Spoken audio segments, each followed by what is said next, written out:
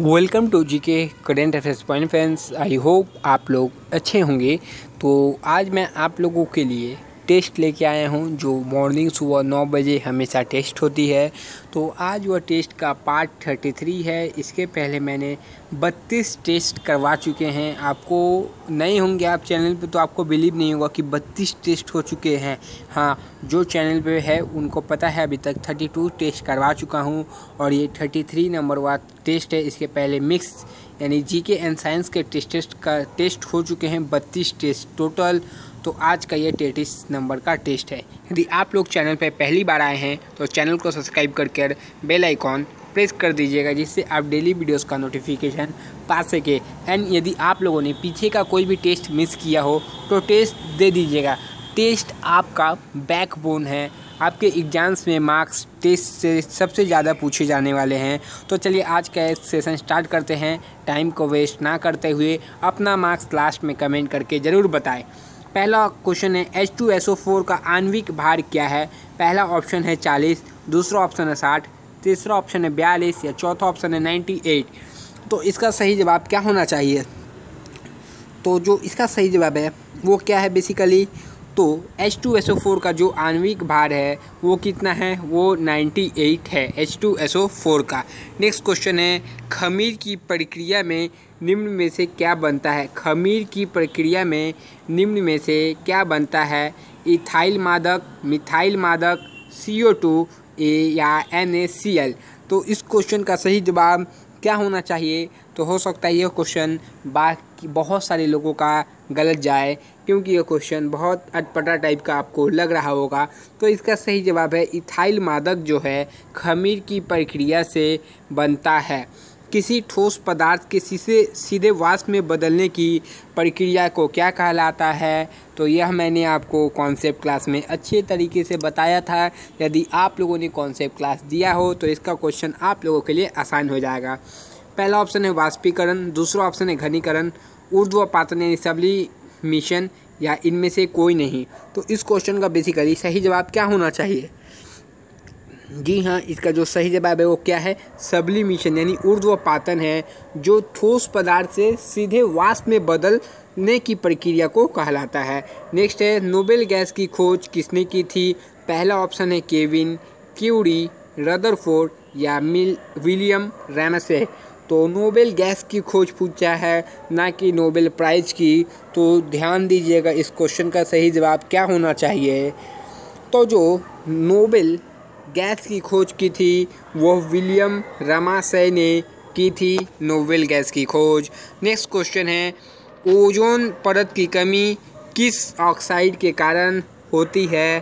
पहला ऑप्शन है कार्बन, दूसरा फॉस्फोरस, नाइट्रोजन या इनमें से कोई नहीं। तो ओजोन परत की कमी किस ऑक्साइड के कारण होती है, बेसिकली इसका आपको सही जवाब बताना है। तो इसका सही जवाब है ओजोन परत की कमी नाइट्रोजन ऑक्साइड के कारण ही होती है। नेक्स्ट क्वेश्चन है निम्न में से कौन सी ऊर्जा का धनी स्रोत है।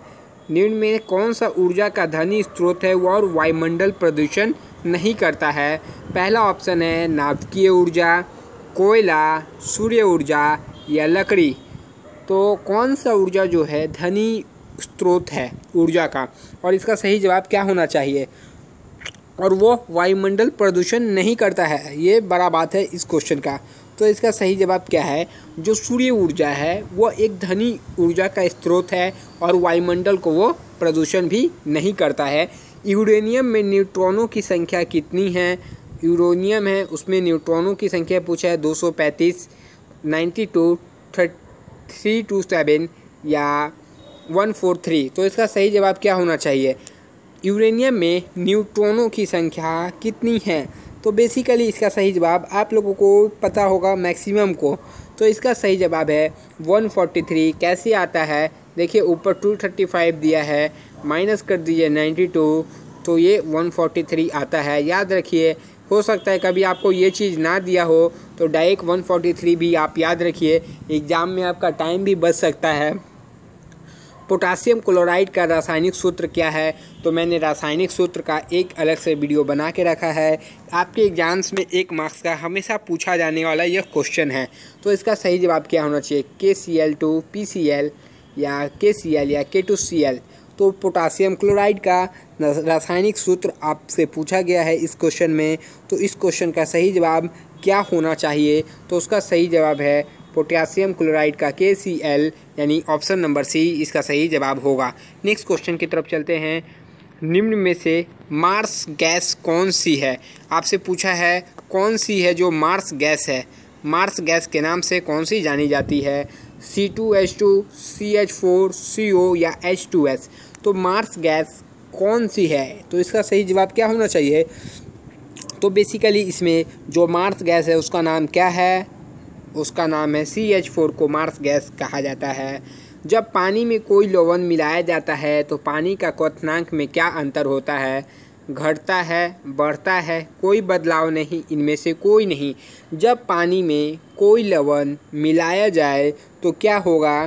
तो बेसिकली क्या होना चाहिए? तो उसमें जो होता है पानी का जो क्वथनांक रहता है वह बढ़ता है। निम्न में से कौन से पदार्थ को गर्म करने पर रासायनिक परिवर्तन होता है? तो इसका सही जवाब क्या होना चाहिए? कौन से पदार्थ को गर्म करने पर रासायनिक परिवर्तन होता है? नमक है, मिट्टी है, लेड नाइट्रेट है या प्लेटिनियम है? तो इसका सही जवाब क्या होना चाहिए?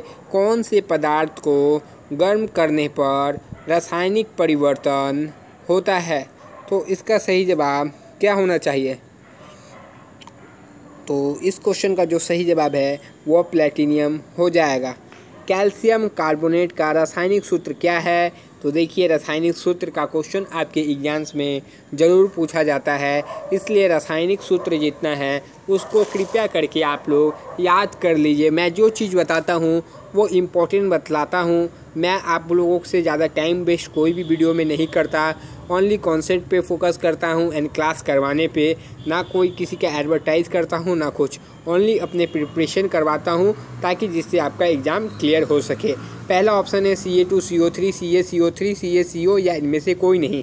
तो कैल्शियम कार्बोनेट का रासायनिक सूत्र क्या है? तो इसका जो सही जवाब है वो CaCO3 हो जाएगा। नेक्स्ट है, चूने का पानी किस गैस से दूधिया हो जाता है? तो जो चूने का पानी जो होता है वह दूधिया हो जाता है किस गैस के कारण? अमोनिया गैस पहला ऑप्शन है, दूसरा कार्बन डाइऑक्साइड, तीसरा हाइड्रोजन सल्फाइड गैस या इनमें से कोई नहीं। तो चूने का पानी किस गैस से दूधिया हो जाता है? तो इसका सही जवाब आप लोगों को बताना है। तो जो चूने का पानी रहता है वो कार्बन डाइऑक्साइड जो गैस है उसके कारण चूने का जो पानी है गैस दूधिया हो जाता है, कार्बन डाइऑक्साइड गैस के कारण चूने का पानी। नेक्स्ट क्वेश्चन है, निम्न में से भौतिक परिवर्तन का उदाहरण है। तो भौतिक परिवर्तन का इनमें से उदाहरण क्या है? पहला ऑप्शन है मोम का पिघलना, दूसरा ऑप्शन है भोजन का पचना, तीसरा ऑप्शन है फलों का पकना या चौथा ऑप्शन है दूध का जमना। दूध का जमना तो कौन सा जो है परिवर्तन भौतिक परिवर्तन है? तो इसका 4 ऑप्शन यहाँ पर ही दिया गया है। तो बेसिकली इस क्वेश्चन का सही जवाब क्या होना चाहिए? जो मोम का पिघलना है यानी ऑप्शन ए, यह एक भौतिक परिवर्तन है। निम्न में से कौन सा पूर्णांक में होता है? पूर्णांक में होता है। पहला ऑप्शन है परमाणु द्रव्य, दूसरा ऑप्शन है परमाणु क्रमांक, तीसरा ऑप्शन है परमाणु आयतन, चौथा ऑप्शन है परमाणु त्रिज्या। तो कौन सा पूर्णांक में होता है? तो इसका सही जवाब आप लोगों को बताना है। तो इस क्वेश्चन का जो सही जवाब हो जाएगा वो क्या होना चाहिए? तो कौन पूर्णांक में होता है? जो परमाणु क्रमांक है वह पूर्णांक में होता है। कार्बन का परमाणु क्रमांक कितना है? तो आपसे पूछा जा रहा है कि कार्बन का जो परमाणु क्रमांक है वह कितना है? पहला ऑप्शन है 6, दूसरा ऑप्शन है 13, तीसरा ऑप्शन है 14 या चौथा ऑप्शन है 11। तो जो परमाणु का क्रमांक है वो कितना है? तो इस क्वेश्चन का जो सही जवाब है वह परमाणु का जो क्रमांक है वो 6 है। कितना? परमाणु का क्रमांक कितना है? 6 है। साबुन का रासायनिक सूत्र क्या है? लीजिए, रासायनिक सूत्र मैंने फिर एक बार बोल रहा हूँ, जितना कराया है उसको ज़रूर से देख लीजिएगा। वो आपके लिए काफ़ी इम्पोर्टेंट हो जाता है। पहला ऑप्शन है NaSCO3, NaOH, CaCO3 या CaO।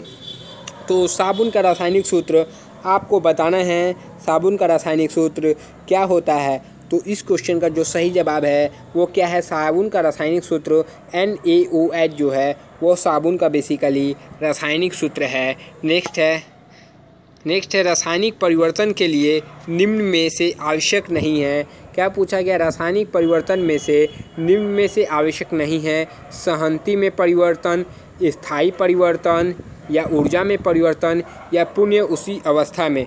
तो रासायनिक परिवर्तन के लिए निम्न में आवश्यक नहीं है, क्या चीज़ आवश्यक नहीं है। तो उसका सही जवाब क्या होना चाहिए, तो पुनः उसी अवस्था में आवश्यक नहीं है रासायनिक परिवर्तन में। नेक्स्ट क्वेश्चन देखते हैं, माचिस में कौन सा पदार्थ उपयोग किया जाता है। मैचिस होगा आपके घर में, उसमें कौन सा पदार्थ उपयोग किया जाता है। पहला ऑप्शन है सोडियम, दूसरा ऑप्शन है सफ़ेद फास्फोरस, तीसरा ऑप्शन है मैग्नीशियम या लाल फास्फोरस। तो माचिस में कौन सा पदार्थ उपयोग किया जाता है, तो इसका सही जवाब क्या होना चाहिए, तो माचिस में लाल फास्फोरस का उपयोग किया जाता है। आपके घर में जो भी माचिस हो उसमें जो उपयोग किया जाता है वो क्या है, वो लाल फास्फोरस का उपयोग किया जाता है। पानी का क्वथनांक कितना होता है, बहुत आसान क्वेश्चन है। पहला ऑप्शन है 80 डिग्री सेल्सियस, 99 डिग्री सेल्सियस या फिर 97 डिग्री सेल्सियस या 100 डिग्री सेल्सियस। तो पानी का क्वथनांक आपसे पूछा गया है, तो इसका सही जवाब है 100 डिग्री सेल्सियस, या आप इसको 100 डिग्री प्लस 273 यानी 373 केल्विन भी लिख सकते हैं। हो सकता है आपको एग्ज़ाम्स में 100 केल्विन भी दे और 373 केल्विन भी दे, तो आप जल्दी में 100 केल्विन मत मारिएगा। बहुत सारे बच्चे इसको गलती से 100 केल्विन एग्ज़ाम में जल्दी एक्साइटमेंट में मार देते हैं मेरा जब 10 का एग्ज़ाम था तो उसमें ज्योग्राफी का आया था मैप बनाने, तो एक्साइटमेंट मेरा इतना था कि मुझको सब मैप आता था। उसमें एक क्वेश्चन मैंने पढ़ा नहीं, उसमें लिखा था सबसे सर्वाधिक वर्षा का स्थान। तो उसका मैंने क्या कर दिया था कि सर्वाधिक कम वर्षा वाले शायद स्थान को मार दिया था, या सर्वाधिक वर्षा का स्थान गर्मी में, ऐसे कुछ क्वेश्चन था। तो मैंने पूरा क्वेश्चन पढ़ा नहीं, एक्साइटमेंट में मार दिया। घर आए तो पता चला 1 मार्क्स कट गया है। कितना दुखी हुआ था उस समय मैं बता नहीं सकता आपको। नेक्स्ट है 346, समान ताप तथा दाब पर निम्न में से किस गैस की गतिज ऊर्जा अधिक होती है। तो समान ताप तथा दाब पर किस गैस की गतिज ऊर्जा अधिक होती है, हाइड्रोजन, ऑक्सीजन, CH4, मीथेन या सभी में। तो समान ताप पर तथा समान दाब पर किस गैस की गतिज ऊर्जा अधिक होती है, तो इस क्वेश्चन का बेसिकली जो सही जवाब है वो सभी में होगा, यानी हाइड्रोजन, ऑक्सीजन, CH4 यह सभी में समान ताप तथा दाब पर जो गतिज ऊर्जा रहती है वह अधिक होती है। या नेक्स्ट क्वेश्चन देखिएगा, निम्न में मिश्रण नहीं है। तो इसमें पूछा है निम्न में कौन मिश्रण नहीं है, समुद्र का पानी, बारूद, शहद या अल्कोहल। तो मिश्रण नहीं है, तो इसका सही जवाब क्या होना चाहिए, तो इस क्वेश्चन का बेसिकली जो सही जवाब है अल्कोहल जो है वह मिश्रण नहीं है। बाकी जो है ये तीनों, समुद्र का पानी, बारूद या शहद, ये तीनों मिश्रण है। नेक्स्ट क्वेश्चन है एसीटोन तथा मिथेल अल्कोहल के मिश्रण को इनसे पृथक करने की विधि क्या है। क्वेश्चन ध्यान से पढ़िए, एसीटोन तथा मिथेल अल्कोहल के मिश्रण से इनको पृथक यानी अलग करने की विधि क्या है। पहला ऑप्शन है छानना, दूसरा ऑप्शन है प्रभावी आसवन, साधारण आसवन या ऊर्ध्वपातन। तो इस क्वेश्चन का बेसिकली सही जवाब क्या होना चाहिए, क्या विधि है, कैसे इसको मतलब पृथक किया जा सकता है। तो इसका सही जवाब है साधारण आश्वासन के द्वारा इसको पृथक किया जा सकता है। नेक्स्ट क्वेश्चन क्या है, सोडियम बाइकार्बोनेट का घरेलू नाम क्या है। तो इसका भी ऐसे भी क्वेश्चन आ सकते हैं आपके एग्जाम्स में। तो पहला ऑप्शन देखिए, पहला ऑप्शन है कपड़े धोने का सोडा जो है, दूसरा ऑप्शन है खाने का सोडा, या तीसरा चौथा ऑप्शन दिखाते हैं। तीसरा चौथा ऑप्शन है साधारण नमक, या इनमें से कोई नहीं। तो इस क्वेश्चन का बेसिकली सही जवाब क्या होना चाहिए? सोडियम बाइकार्बोनेट का घरेलू नाम इनमें से क्या है? तो इस क्वेश्चन का जो सही जवाब है वो क्या है? तो चलिए, इस क्वेश्चन का जो सही जवाब है वो क्या है? खाने का सोडा जो है उसको सोडियम कार्बोनेट कहा जाता है, और इसका घरेलू नाम क्या है? खाने का सोडा इसका घरेलू नाम है। और आज का आखिरी क्वेश्चन, देन आपको करना क्या है? कमेंट बॉक्स में इसका स्कोर आपको बताना है कि आपको आज के कितने जवाब आपके सही हुए हैं। ज़रूर आप अपने कमेंट बॉक्स में इतना कम से कम ज़रूर बताएं। रासायनिक अभिक्रिया की दर कौन से पदार्थ परिवर्तित कर देते हैं? रासायनिक अभिक्रियाओं की दर कौन सी पदार्थ परिवर्तित कर देते हैं? ऑप्शन ए है अम्ल, ऑप्शन बी है उत्प्रेरक, ऑप्शन सी है क्षार, या इनमें से कोई नहीं। तो चलिए, इसमें आपको 10 सेकंड का कम से कम समय, 10-15 सेकंड का समय आपको दिया जा रहा है। आपको करना क्या है? सारे टेस्ट को आपको देना है। हर एक टेस्ट आपके लिए इम्पोर्टेंट है। पता नहीं कोई टेस्ट से कब 2 मार्क्स या 3 मार्क्स से क्वेश्चन आ जाए डायरेक्ट आपके एग्ज़ाम में, उसके बाद आपको पछता के कुछ नहीं मिलेगा। इसीलिए सब टेस्ट को देना आपका परम कर्तव्य है। मैं आप लोगों को इतना करवा रहा हूँ, यदि आप मेरा सजेशन नहीं मानते हैं तो मैं इसमें कुछ नहीं कर सकता। मैं जितना करा रहा हूँ पूरे यूट्यूब में मैं बता रहा हूँ, उतना कोई नहीं कराएगा। सब अपने बिजनेस के चक्कर में है। पहली बात क्या है? सबको सिलेक्शन दिलवाना है। बिजनेस देखिए, बिजनेस तो होते रहेगा, ये कोई बिजनेस नहीं है, ये बस आप लोगों को ज्ञान देना है। मेरा जितना एक्सपीरियंस है आप लोगों को काम आना चाहिए। मैंने 3 बार एग्ज़ाम क्रैक किया है, तो मैं अपना जो एक्सपीरियंस है, जिस तरीके से मैंने तैयारी की है, किस सिचुएशन से गुजरना पड़ता है, क्या कन्फ्यूजन रहता है बच्चों में, वो मुझे पता है। तो आप लोग जो है मेरे कहे हुए कम से कम काम कीजिए, तो आपका सिलेक्शन कोई नहीं रोक पाएगा। इतना मैं गारंटी के साथ कह सकता हूँ आपको। तो चलिए, बातों बातों में कुछ ज़्यादा ही चल गए, तो इसका सही जवाब बताइए। रासायनिक अभिक्रियाओं की दर कौन सा पदार्थ परिवर्तित कर देते हैं?